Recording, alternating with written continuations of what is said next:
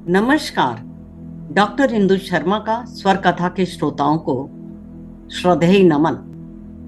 मित्रों, पिछले बृहस्पतिवार को अथर्ववेद के विषय में कुछ और जानकारी साझा की थी और आज हम उसी चर्चा को आगे बढ़ाएंगे। इससे पहले कि आज की चर्चा आरंभ करें, आप सभी से निवेदन है कि भारतीय सभ्यता से संबंधित जानकारी प्राप्त करने के लिए स्वर कथा चैनल देखते रहिए और हमारा उत्साह बढ़ाते रहिए।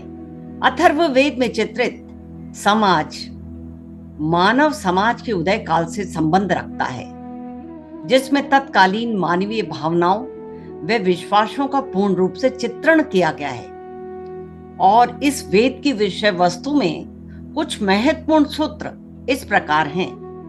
वैशजयानी सूक्त, ये सूक्त विभिन्न प्रकार के रोगों की चिकित्सा से संबंध रखते हैं। ये रोग को देवता मानकर या रोग के कारण असुरों को लक्ष्य करके कहे गए हैं। रोगों के लक्षण तथा उनसे उत्पन्न शारीरिक विकारों का वर्णन है।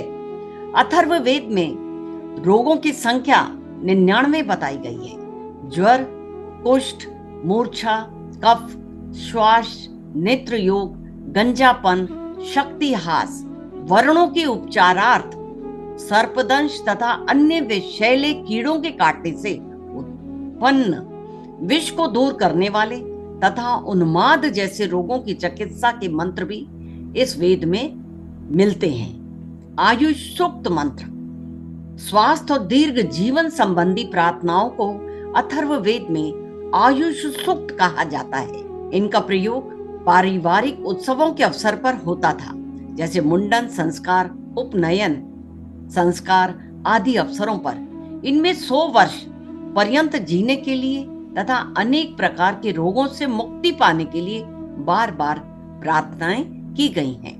पौष्टिकानी, इन सूक्तों में श्रमिक, कृषक, व्यापारी, चरवाहा और यहाँ तक कि जुए के खेल में विजय प्राप्त करने के लिए भी प्रार्थना की गई है।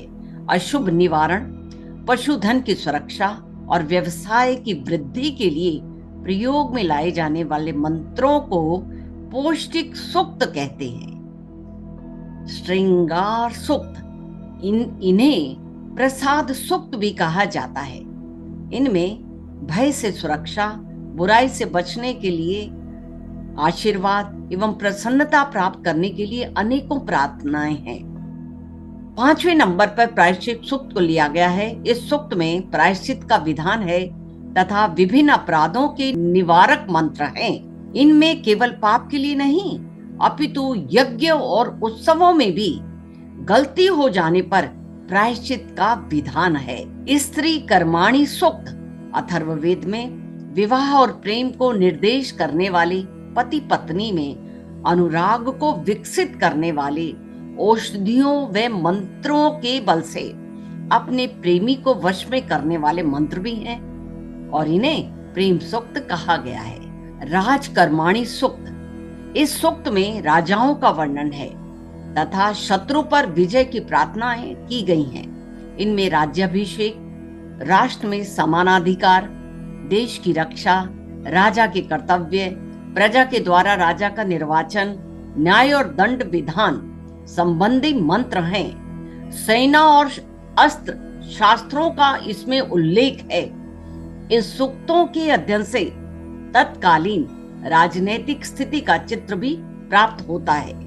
युद्ध क्षेत्र में सैनिकों में उत्साह का संचार करने के लिए वे शत्रु को त्रस्त करने के लिए दुंदुभी का भी वर्णन किया गया है।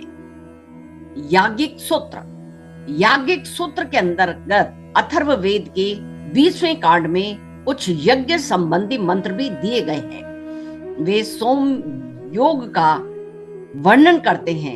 वे प्रस्तुति परक मंत्र ऋग्वेद से ही लिए गए हैं। कुंताप सूक्त, ये भी 20वें कांड में पाए जाते हैं। इनमें यज्ञ संबंधी दान स्तुतियां, राजकुमारों में यजमानों की उदारता की प्रशंसा व अनेक पहेलियों व उनके समाधानों का वर्णन है।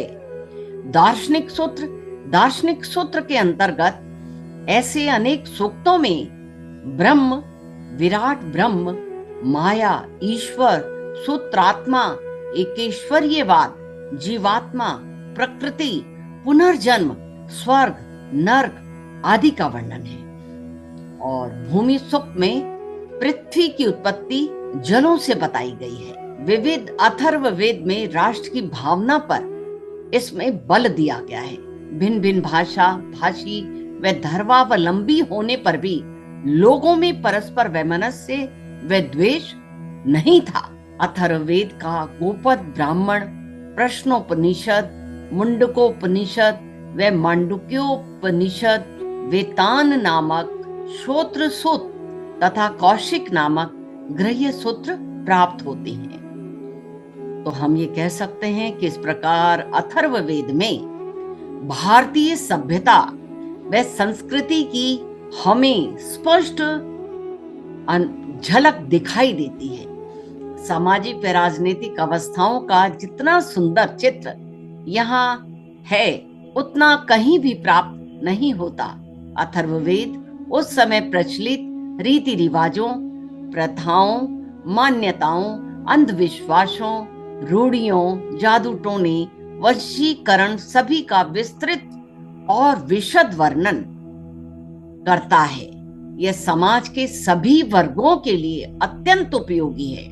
औषधि शास्त्र व आयुर्वेद की दृष्टि से तो अथर्ववेद का महत्व वर्णनीय है, जिसका वर्णन नहीं कर सकते।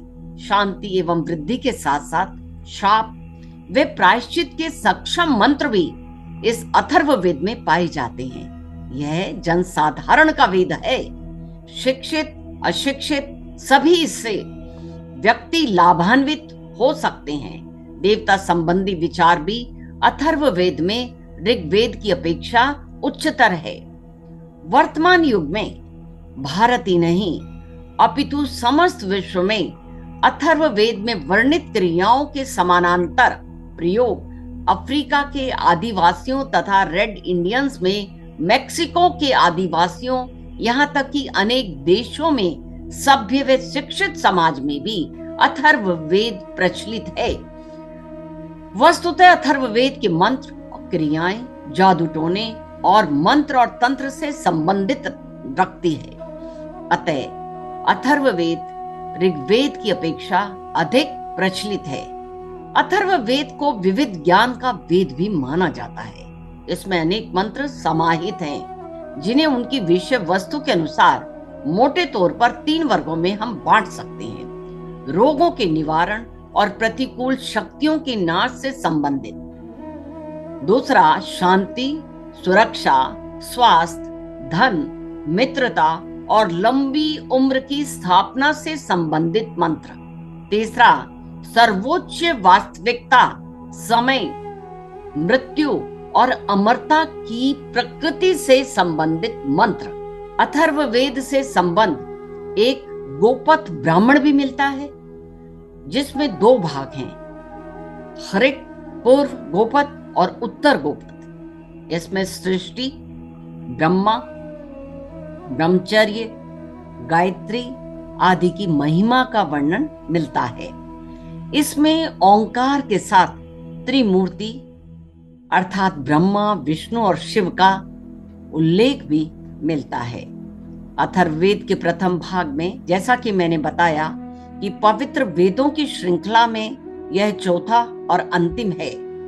और मैंने यह भी चर्चा की थी कि अथर्ववेद को पहले 2 वेदों में से एक नहीं माना जाता था, क्योंकि इसकी सामग्री के मामले में थोड़ा ये अलग था। हालांकि बाद में वैदिक समाज की समग्र तस्वीर देने के लिए इसे चौथे वेद के रूप में मान्यता दे दी गई। वर्तमान एपिसोड में उन्होंने अथर्ववेद में सुझाए गए बीमारियों के कुछ महत्वपूर्ण उपचारों के बारे में विस्तार से बताया है। वह यह भी बताते हैं कि हमारे ऋषियों को प्राचीन काल में कुछ वैज्ञानिक और खगोलीय परिघटनाओं के बारे में पता था, और वही हजारों साल बाद आधुनिक वैज्ञानिकों के ज्ञान में आया। आप सभी से पुनः श्रद्धेय नमन करती हूँ। धन्यवाद।